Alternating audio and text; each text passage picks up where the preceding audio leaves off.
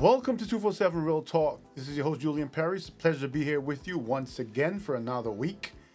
I'm recording this episode. It's Wednesday, October 4th at about 9:36 p.m. as I look at the clock behind my camera there. And as I said, it's a pleasure to be with you. Hope you had a great week.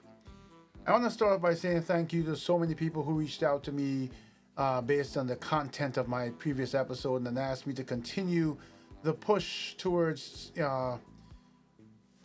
recognizing, understanding, and saving our children. So I'm going to talk a little bit more about this, in this episode, and bring you some more reality checks and information that maybe we can use to help ourselves and each other. So sit back, relax, and I'll be right back with you.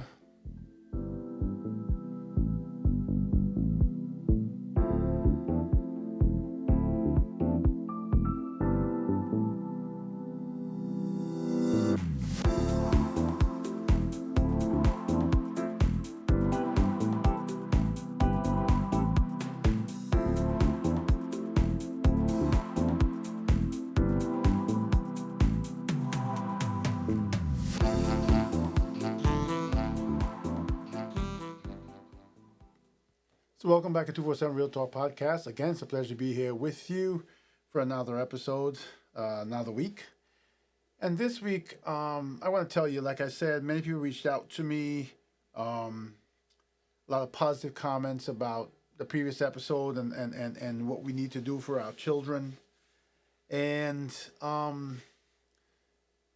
as I said, even though they gave me a lot of inspiration, I was about to move on to a different topic, and then as usual, I'm sitting driving and hear something come over in the news, and it provoked a lot of thoughts and a lot of emotion in me, and I want to share with you this week. So I'm not going to use names, although everybody knows the names in the news. I think it was about last week, maybe last weekend.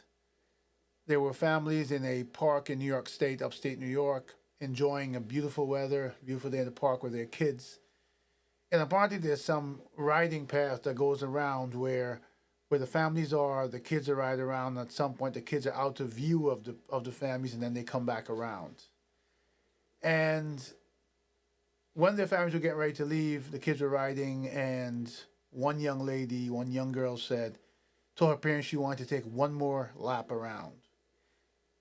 So she went for the one more lap, and after a while, they realized she didn't come out the other end. To make a long story short, that young lady was abducted, and through a lot of, I guess, prayers and God's grace and mercy, she was found, she was rescued, not only alive, but unharmed. Now, this provoked a lot of thoughts in me, and I'm going to try to keep this in order, but I get a flood of thoughts when I think about them. I have a young son, I have a young daughter. I can't imagine going out somewhere, having my kids playing in the park, and then getting to a point where not only my child is lost and we can't find them, but I want all of you parents out there, if you have a little, anyone who has a heart, even if you're not a parent, imagine that scenario. And then imagine you're driving back home now without your child. It'll be hard enough if your child was taken from this world by accident or something while you were out. Now, that's happened to people, right? Car accidents, whatever. That's hard enough. But to know that your child is alive, probably somewhere screaming and crying, maybe being hurt, maybe being brutalized, in tremendous fear, that child that every bit of your being as a parent is tingling to protect. Imagine that drive home, driving away, looking back at the place that you spent this time, and know that there's a possibility that somewhere in that vicinity you are leaving your child. Even if you stayed in the vicinity, you couldn't, you'd have to go to a hotel or whatever in the area if it's someplace far from home. But imagine that. Imagine someone telling you to go to sleep, the police are on it, and, try to get some rest. Imagine that. I thought about all these things. And I realized that it is, that is an impossible task almost to ask a parent, but these parents had to do that. And so what provoked more thought in me is one of my earlier episodes when it was audio only podcast, I had an episode with some, and I forgot her name, and forgive me, I can't look it up now, but she's the head of an organization that deals with child trafficking, and she still has the organization today, and is there. I get the emails from them, and they continue to do um, wonderful work. And I'm thinking at some point soon, when I start bringing live guests back on, that I'm going to ask her to come back on the show and remind us of what's going on with our children. But what it also triggered in me is what I see every single day, and I'm appealing to every parent out there. I tend to be very overprotective of my kids to a certain extent. Like in my neighborhood, the kids will come out and play in the neighborhood. On the street in front of us, it's low traffic, and they play on the sidewalk. They ride their bikes or whatever. And the children will come ring our doorbell. But if I'm not out there, if their grandmother's not out there, if my wife's not out there, my children can't go out there regardless of how many kids are out there. They can go in our backyard and play, but they can't go on the street. I can remember this past summer, my daughter was riding her bike, and she got to the corner past my house. And if you sort of make a left and then a right, there's another neighborhood kid that they play with that lives right back there. It's a short corner. But if you were to make that left, if she was to make that left, she'd be out of my sight. And as she was going down the corner, about to make that left, I yelled at her, and she said, "What's the matter, Dad?" I said, "Come back here." "I'm just going right here." "No, you're not. You're not going anywhere where you're out of my sight." And even then, understand something, that my daughter is small. When I say small, small in stature.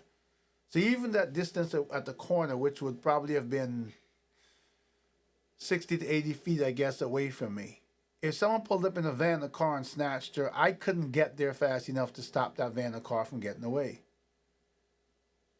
I'd have to run back to my house, run in the house, grab my keys, get out, and then they'd be gone. You would never find them in New York like that.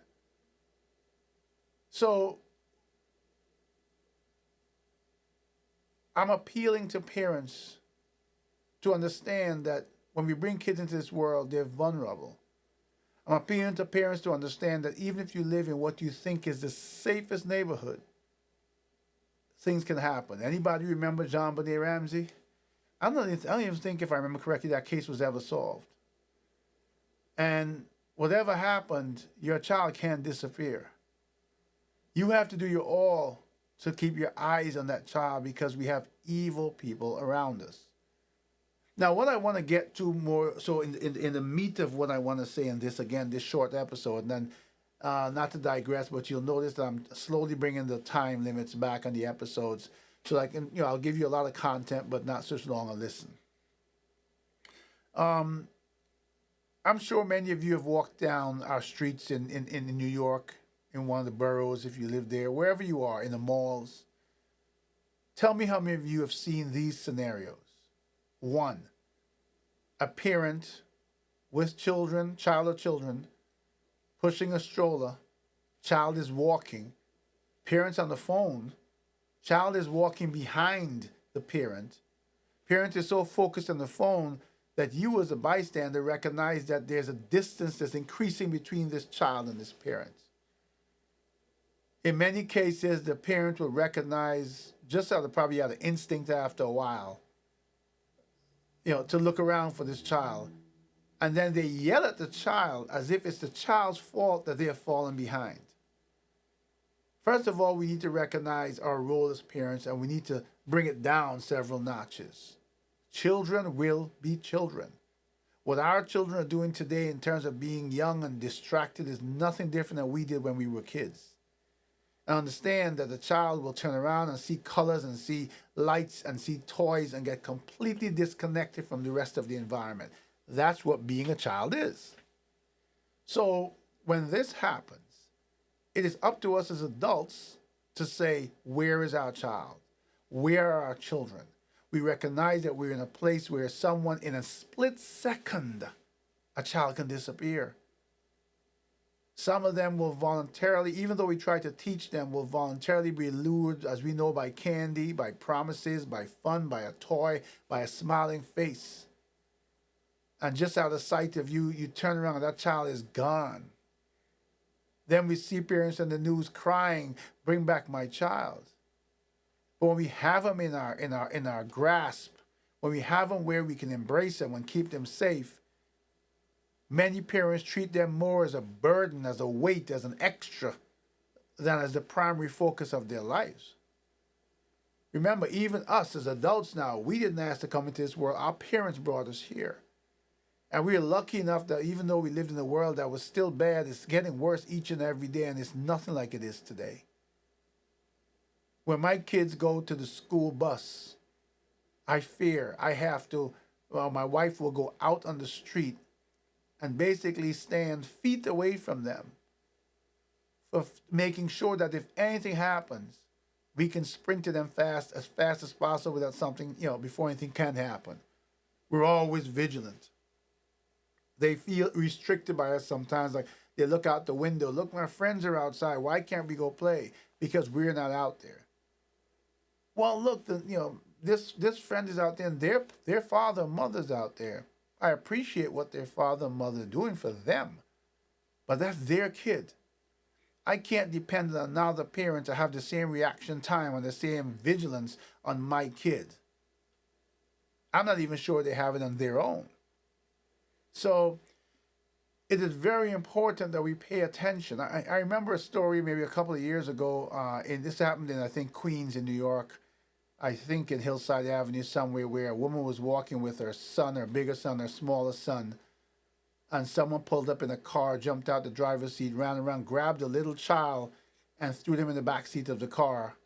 And as they were running back around to the driver's seat to drive off, not even the woman, the little boy, the brother, the elder brother, still a little child, had the presence of mind to run to the car, reach through the window, and grab that child. And that bought them enough time for the mother to attack as well and pull that child out that window and save him. That's how quick that can happen. If you're distracted by the phone, if you're just annoyed because you wanted to be by yourself to go shopping and something happened, the babysitter didn't show up, or your spouse couldn't keep the kids and you have to take them with you. The minute your attitude is, I wanted to be alone and now I have these kids, and you look at it as that focus, then you create this atmosphere that these kids are a burden. And then your vigilance and your need to be a parent in every aspect is watered down. The biggest enemy to these days is something I spoke about earlier, and that's the cell phone. This is arguably, and for those who are listening to the audio podcast and you're not watching the YouTube podcast, I'm holding up a cell phone in front of the camera. We are so indulged in the instruments. And I am guilty of it too, because I'm a person who's in IT. But when it comes to my children, and I'm outside and they're outside running on the sidewalk, I learned to disconnect from this phone. Not just for people who can try to do them harm. What about the cars on the street? What about a child's instinct to run after a ball even though they've been told 1,000 times not to do it? They still do it. And we have to be vigilant enough to see the car coming and to stop that child. I'm tired of seeing parents in the news looking for children who are lost, or talking about children who were killed in an accident because they ran out between two parked cars. I have seen people pushing strollers, and the stroller, they're going between two parked cars, and the stroller's ahead of them. And so when they emerge from the two parked cars, they're leading with the stroller and they're behind. Their body is still between two parked cars and the stroller is out in the street. But this thing here, the cell phone, is in many ways the biggest factor attributed to us not paying attention to our children. I'm going to pull up on the screen here. For those of you who are on audio, you can't see it, so I'll read it. But for those of you on YouTube, I'm going to pull up here a website called Hive Law. Basically, they have missing children statistics. And I'm going to show it and I'm going to read it. This is not my website, but I was searching to see if I could find some statistics. Here we go. It says 317,869 children go missing every year in the U.S. 871 children go missing every day on average. 19,706 children go missing and are not found every year in the U.S. Let me read that to you again. 19,706 children go missing and are not found every year in the U.S. 6.2% of missing children are never found again. This is a good statistic here. 93.8% of missing children are found each year. 13,621 kids are kidnapped each year in the U.S. 37 children are kidnapped per day on average. 2,396 children are kidnapped and are not found every year in the U.S. So you have 19,706 children go missing and are not found. And out of that, you have 2,396 children are kidnapped. So going missing is many things. I guess it encompasses children who run away, etc. 17.59% of kidnapped children are never found again. So 82.41% of kidnapped children are found each year. The FBI statistic says on average 26,489 children go missing per month. On average 24,847 children are found per month. 1,642 children are never found again each month. And the statistics go on and on. I'm not going to keep that rhetoric because it's a pretty daunting number. My point is these numbers are huge. We look at the news and we look around and we think that can't be our children, but yes, it can. It could be our child. It could be our children. If we don't pay attention, make sure we know where they are, when they're there, who they're with. If we don't do due diligence, if we leave it to someone else to raise our children, this is what will happen. We will find ourselves in a situation where we can't find our children. And like I said, when I heard the story of this young girl, 9 years old, I was horrified. My heart broke. I felt a pain as if it was my own child. And when I heard that they had found her unharmed and that the despicable human being who took her did it for a ransom, I was overjoyed. Overjoyed because she was found. Overjoyed because she was unharmed.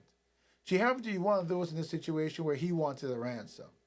And as in these days with law enforcement and the technology they have, he wrote a ransom note, and he apparently had been arrested in 1999 for DWI, and his prints were taken, and they were able to lead the prints and DNA back to his family home or his mother's trailer or whatever it was, and they found him and they found the girl. I saw on the news today that they interviewed his son, and his son says he hates his father. He wants nothing to do with him. Imagine the pain. Imagine those parents. I mean, I can understand how overjoyed they were when they got the news that their daughter was safe. But I have to think that that family, the parents especially, will never be the same. They will live with a fear for the rest of their lives. Whenever they're home at night and their house is locked up and they hear a sound, they will live in fear. Whenever their daughter gets a little older and goes out with her friends, there will be no rest. All because we have a society of despicable people who are looking to take our most vulnerable, our children, and use them in many despicable ways to satisfy their greed or worse. This episode is about an appeal to all parents. When you find yourself in a situation where you have children, maybe you and your spouse or you and the children's father or mother are no longer together, when finances make it so difficult to find babysitter and childcare and food and clothing, when everything in this world wants to scream at you and tell you that these children are a burden, remember, we human beings who have children were given a privilege It's not a right. Our bodies were used by the Almighty to bring this joy to this world in every shape, every color, and every form. And we have an inherent obligation to our Creator to take care of our children and to make sure that until He calls them, that we do the best to make sure their lives are valuable to every single one they come in contact with, and that they are protected throughout their lives. Even when they get older and become adults, we should never stop being parents. Now, I know these topics can get heavy and they can tug heavily on your heart, but that's the point. I would want you to, when you get home this evening or tomorrow, whenever you see your child again, if they're in bed already, when you listen to this, hug them a little tighter. When they tell you they're going out to play, pay more attention to who they're with. Not just to make sure that they stay out of trouble, but also to make sure that you're able to be there to protect them and you understand what you need to do to protect them. Be strong. My daughter knows how to tug at my heart. And I guess why it pained me so much about this 9-year-old, because I could hear my daughter saying, "Daddy, just one more lap." And me saying, "No, you're not going out there out of my sight by yourself." And I would either have to go with her or you're not going. I can't imagine the fear, the heartbreak, the pain of seeing your daughter go around one trail and not go in one end and not come out the other. What happened in the middle there? And then when they did go to investigate, they found her bike and not her. Can you imagine? And what was that person doing in the middle of a trail? Were they watching the children all the time and looking for an opportunity to grab one? I mean, this is it's so hurtful and so painful. I'm gonna have that. I think the organization is called 360 something. I'm not sure, but I want to have that president come back on. I'll invite her at least to give you some more updated statistics of what happens to a lot of these children, to the sex trafficking and the things that they end up in, and simply by our laziness, our lack of vigilance, our lack of upholding our obligation to our children, these children go through unimaginable suffering. I'm going to have her back on because I know she's very passionate about it. And it will be an interesting conversation to hear since we last spoke, how the numbers have changed and how successful she has been in helping this to come down to a point where it stops. I know she has pushed for a lot of laws in a lot of states that make punishments so severe that maybe they make some people at least, think twice. I know that there are a lot of podcasts out there that give you a lot of feel good and happy stories. And I give you positive things too, but I have to give you real life challenges and things that we must do that ultimately will bring us the happiness that we need. We have to live a life with a purpose. We have to live understanding that we have an obligation. We have to live life knowing that there's these children, whether they're ours, whether they're nieces or nephews, are dependent on us to make sure that they get to grow up to adulthood and have a chance in this world. And today I'm going to use my phone now, the same instrument, but today someone sent me something. And as I thought about this episode and what people may take away from it, and some of you who will embrace it and see your children and remind yourselves, and look at any mistakes you've been making and correct them so that your child and your children are safe. And some of you who are going to get mixed emotions about this because it maybe points a finger at negligence that are things in your life that you figure I can't avoid because I don't have the resources. Then ask for help. And those of us who have the ability to help, offer help and be available for help when people ask. We have to live in this world together. We can't do it alone. But someone sent me this today, and this is part and parcel why I do this podcast. It says, live life on purpose. If you don't live life on purpose, you live life by accident. And I want to get to this close to camera. Which is, so let's start over. If you don't live life on purpose, you live life by accident. Which is why some days feel like a motorway pileup. The highest purpose is always giving or serving others without wanting anything in return. This is why relaxation is always impossible if we are always on the take. There is an overall purpose for your life, and each scene is an opportunity to serve your purpose. Take time to think deeply, listen to your intuition, and with patience, the reason why you are here and what you uniquely have to give will occur to you. Then you can live your life on purpose.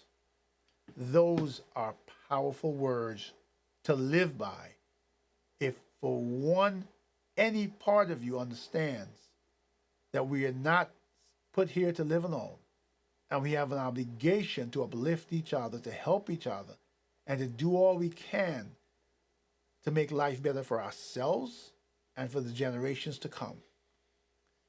It is always, like I said, a pleasure to be here with you. I thank you so much for the opportunity to come into your homes and your space, sometimes sharing things that are a bit heavy duty, but always from my heart and always with a hope that it helps someone. Doing what I do here is harder than a lot of others who have podcasts, who, like I always mention, have this ability to attract celebrity and get millions of viewers, and the whole world hears their message. My message is out there only by thousands at a time, and there are 12 billion people on this earth approximately. But I hope that my message resonates with someone or some few or some many each and every week. I invite you to continue to send me your messages, to continue to communicate with me, because it brings me great joy to know that whether it be one person, 10 people, or 100 people, I'm making a difference. You can email me at podcast@247realtalk.net. That's podcast@247realtalk.net. Again, it's been a pleasure to be here with you. I always look forward to it, and I hope that you find the same value and joy as I do, leaving these messages of encouragement and truth with you. Have a great week ahead. And until the next time, do me a favor. Subscribe, share, and make sure you take care of yourselves and each other.